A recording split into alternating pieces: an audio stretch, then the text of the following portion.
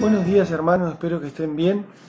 Los invito a ir a buscar el libro de Santiago, uno de los libros del Nuevo Testamento, Santiago, y vamos a ver el capítulo 1, los primeros 8 versículos.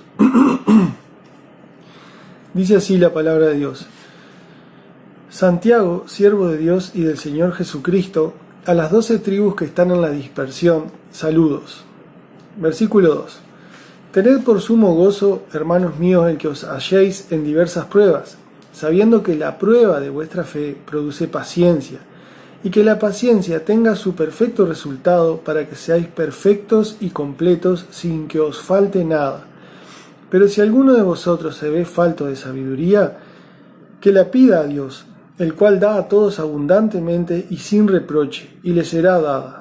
Pero que pida con fe, sin dudar, porque el que duda es semejante a la ola del mar, impulsada por el viento y echada de una parte a otra.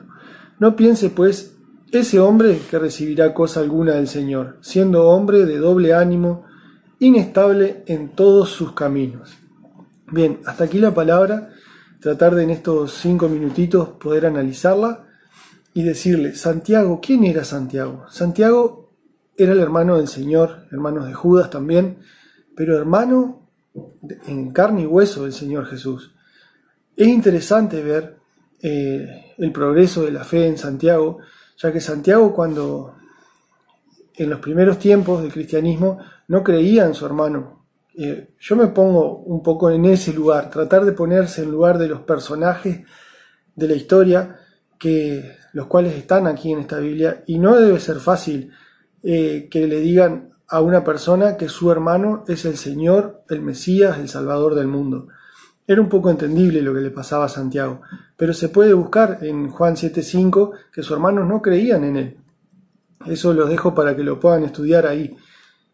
Él vio al Señor Jesús resucitado, 1 Corintios 15:7, también pueden ir y mirar ahí, y quizás esto haya resultado en la conversión de Santiago. Y a partir de ahí cambió Santiago. Y él llegó a ser, desde esa persona que no creía, llegó a ser al liderazgo de la iglesia en Jerusalén, aceptando a su hermano como Señor y Salvador del mundo, como su Mesías o el Cristo. Es interesante esto. ¿A quién dice a las 12 tribus que están en la dispersión? Bueno, esto es probable porque ya les digo, él era parte de la iglesia de Jerusalén. Diversas pruebas.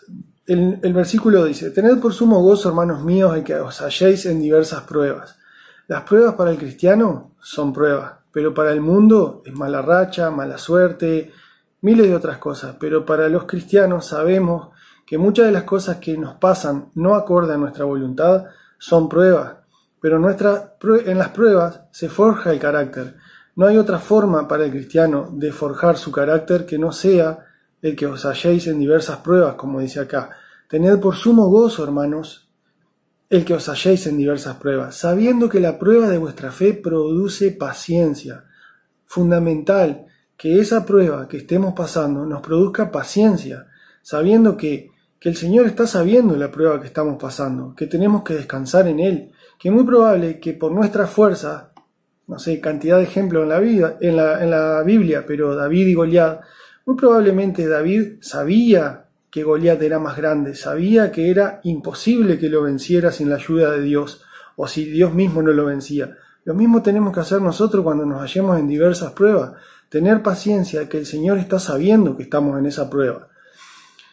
La paciencia, el número 4 dice, que la paciencia tenga su perfecto resultado para que seáis perfectos y completos, sin que os falte nada. Madurez espiritual, integridad, eso es lo que nos produce el tener paciencia en las pruebas. Pero si alguno de vosotros se ve falto de sabiduría, que la pida a Dios, el cual da a todos abundantemente sin reproche y le será dada, dice el versículo 5. La sabiduría. Muchas personas en la Biblia pidieron sabiduría a Dios. Uno de ellos fue Salomón y dice que no hay nadie que haya tenido esa sabiduría ni antes de él ni después de él. Sin embargo, la sabiduría no le dio la santidad. Una cosa es conocer la palabra,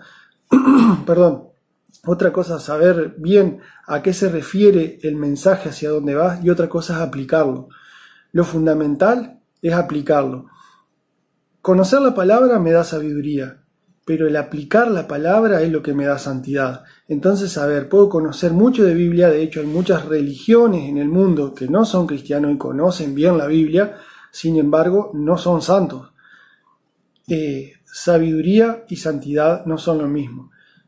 Dice acá, el que tenga falta de sabiduría, que se la pida a Dios, el cual le va a dar sin reproche y le será dada abundantemente en cantidad, pero que pida con fe, sin dudar, porque el que duda es semejante a la ola del mar impulsada por el viento, echada de una parte a otra.